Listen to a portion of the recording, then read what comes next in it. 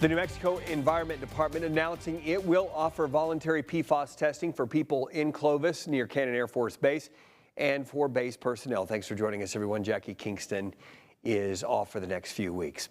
This is an update now to a story that we have been following for several years now. KMR Local 4's Kaylee Green has the very latest from the NMED tonight, and that I-Team investigation tops our news tonight at 10.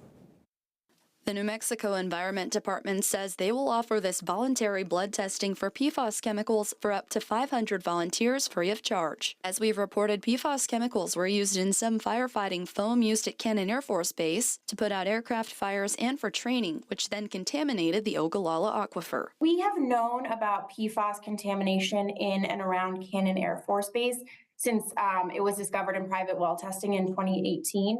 And PFAS is this class of what's called forever chemicals. They stick around for a really long time. Participants will also take a survey to check for any exposure. Sydney Linneman, the Deputy Cabinet Secretary of Administration at the NMED, says they're seeing more evidence of health risks. Everything from increased cholesterol to reproductive harm. And we really want to understand the scale of this problem. And we want to empower community members to make the best medical decisions they can by understanding their own exposure. The Department of Defense has started its response and remediation efforts, but Linneman says so far PFAS contamination at Cannon and Holloman Air Force Bases has cost New Mexicans $8 million in site assessment, cleanup, and litigation fees. We are the only state in the union that the DoD has sued in federal court in order to stop us from forcing them to clean up.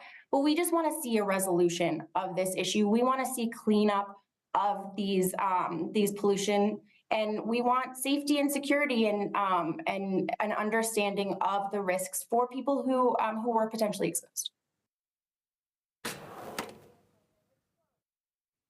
Linneman says the NMED has just released a request for proposals to find a vendor to perform the testing, and that will close on February 22nd. She says they hope to select a vendor by mid-March and then start recruiting their volunteers for testing.